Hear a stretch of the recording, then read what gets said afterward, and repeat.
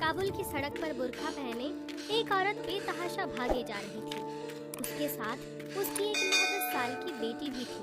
पता नहीं किससे भाग रहे थे दोनों कि अचानक गोली चलने की आवाज आई।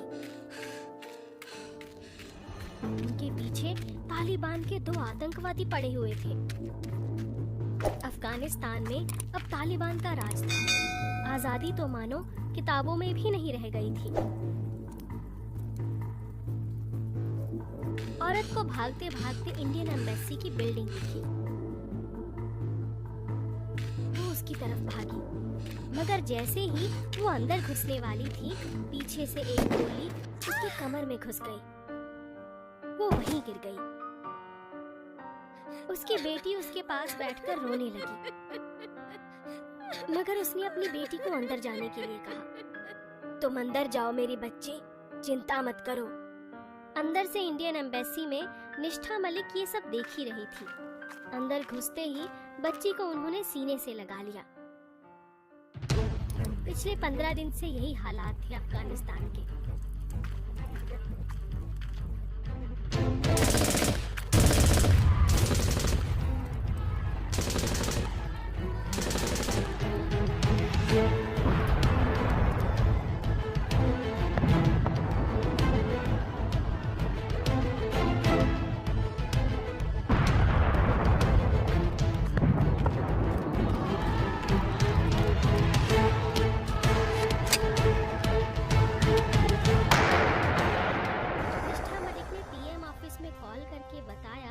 कि उन्हें और उनके साथियों को इंडिया वापस आना है, क्योंकि यहाँ अगर वो कुछ दिन और रहे तो जिंदा नहीं रहेंगे। विक्रांत सिंह इंडियन आर्मी में मेजर थे। बॉर्डर पर पाकिस्तान उनकी टीम का बहुत बड़ा योगदान था। विक्रांत सिंह को किसी खास ऑपरेशन के लिए दिल्ली बुलाया गया, जहां उनकी मुलाकात ब्रिगेडियर कुलवंत बजाज से हुई। Good morning, young man.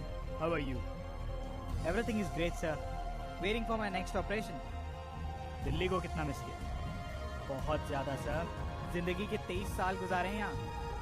समझ सकता हूँ। ये लो तुम्हारा नया मिशन। Go and win. जय हिंद। ब्रिगेडियर कुलवंत बजाज ने विक्रांत को एक एनवलप दिया। विक्रांत ने बाहर निकाल के वो एनवलप खोला तो चेहरे पर गुस्सा भी था और जुनून भी। वो सीधे अपनी टीम के पास पहुंचे। बॉयज, आज हमें एक नया मिशन मिला है। We are ready for everything, sir. I know, boys. तो अफगानिस्तान की सिचुएशन के बारे में क्या पता है हमें? सिचुएशन बहुत क्रिटिकल है सर। अमेरिकन फोर्स के जाते ही पूरे देश में तालिबान का कब्जा हो चुका है और आने वाले टाइम में क्या होगा किसी को कुछ नहीं पता। और वहाँ की इंडियन एम्बेसी में अभी कितने इंडियंस हैं? चेक करना पड़ेगा सर। 4। और हमारा मिशन है उन्हें वहाँ से सही सलामत वापस लेकर आना। मगर सर, उसके लिए तो सीधा तालिबान से लड़ाई होगी और काफी ज्यादा नंबर्स में वो लोग एम्बेसी के आसपास हैं।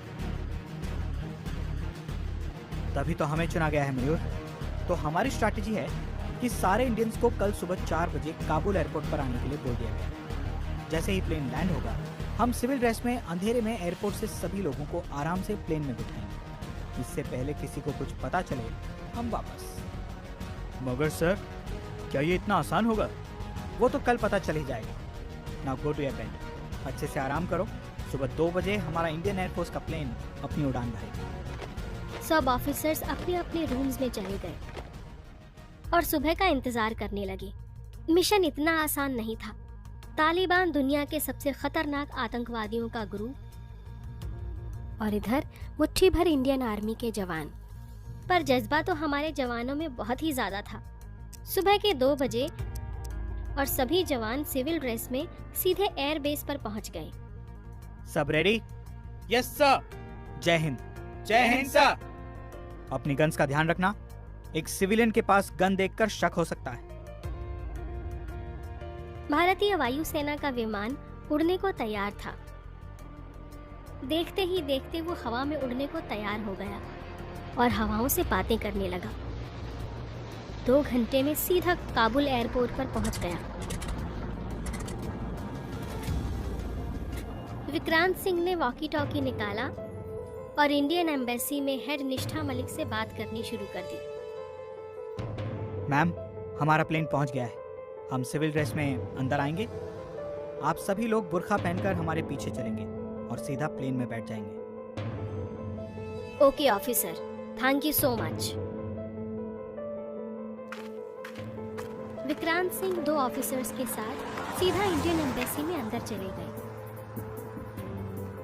एम्बेसी के आसपास 2 तालिबानी टेररिस्ट घूम रहे थे। उनके हाथों में असॉल्ट राइफल्स थी। 5 मिनट बाद विक्रांत सिंह और उनके ऑफिसर्स के पीछे बुर्के में 5 लोग बाहर आए, जिनमें से एक वो अफगानी बच्ची भी थी। निष्ठा ने ये डिसाइड कर लिया था कि अब ये हमारे साथ ही इंडिया जाएंगी। मगर निष्ठा ने जैसे ही बिल्डिंग से बाहर निकलकर तालिबानी टेररिस्ट को देखा, वो बेहद डर गई और बच्ची को पकड़कर प्लेन की तरफ भागने लगी। उसको भागता देखकर दोनों तालिबानी टेररिस्ट की नजर उस पर पड़ी। ए, कौन है उधर? रुक, कहाँ भागती है? ऐसे नहीं रुकेगी, मुझे पता है इसका इलाज। उसने राइफल उठाई और भागती हुई निष्ठा की तरफ फायर करना शुरू कर दिया। मगर ये क्या, इससे पहले कि वो इन गोलियों के निशाने पर आती, मेजर विक्रांत सिंह ने गन निकालकर 2 गोलियों से दोनों टेररिस्ट को निशाना बना दिया, सीधे माथे के बीचों बीच। वाह सर, अभी भी निशाना चूकता नहीं है आपका। चलो जल्दी, इनके और साथी आते होंगे, जल्दी से भागो यहाँ से। सभी लोगों ने भागना शुरू किया। इंडियन एम्बेसी के चारों लोग विमान में बैठ गए। मगर टेक ऑफ से ठीक पहले 10 तालिबानी आतंकवादी प्लेन की तरफ दौड़ते चले आ रहे थे। उनके हाथों में रॉकेट लॉन्चर्स थे। इंडियन एयरफोर्स के जवानों ने भी गोलियां चलानी शुरू कर दी। 4 टेररिस्ट ढेर हो गए। सर, आप चाहिए, मुझे यहीं रुकना होगा। ये क्या कह रहे हो? अगर कोई रुकेगा तो मैं। चलो अंदर। दोनों बाहर खड़े यही बहस कर रहे थे। पायलट भी तब तक जाने को तैयार नहीं था जब तक पूरी टीम प्लेन में ना बैठ जाए। एक टेररिस्ट ने रॉकेट लॉन्चर से फायर कर दिया, मगर वो प्लेन को मिस करते हुए पीछे वाली बिल्डिंग में जा लगा। विक्रांत और मयूर ने 8 आतंकवादियों को मार गिराया था। बस 2 बचे थे। मयूर की एक गोली सीधा रॉकेट लॉन्चर वाले आतंकवादी के हाथ में लगी। लॉन्चर नीचे गिर गया। अगली गोली सीधा सीने में, वो वहीं ढेर हो गया। अचानक आखिरी बचे आतंकवादी ने एक गोली चलाई जो सीधा विक्रांत सिंह के हाथ में लगी। सर, आप ठीक है ना? हाँ, मेरी चिंता मत करो, तुम जाओ, मैं देख लूंगा इसे। प्लेन के अंदर इंडियन एम्बेसी के लोग घबराए हुए थे। हम चल क्यों नहीं रहे? जब तक सब लोग अंदर नहीं आ जाते, हम लोग नहीं जा सकते। और मुझे उम्मीद है कि वो लोग जल्द ही जंग जीतकर अंदर आने वाले हैं। बाहर घायल मेजर विक्रांत सिंह के जुनून में कोई कमी नहीं थी। आखिरकार उनकी एक गोली का शिकार वो आखिरी आतंकवादी भी हो गया। दोनों अंदर आ गए। चलो boys, ready to go. Sir, आप ठीक है ना? एक गोली से मेरा क्या होगा? प्लेन ने उड़ान भरी और सीधा दिल्ली मिलिट्री बेस पर आकर रुका। इंडियन प्राइम मिनिस्टर अपने जवानों के स्वागत के लिए सामने ही खड़े थे। उन्होंने विक्रांत सिंह को गले लगा लिया।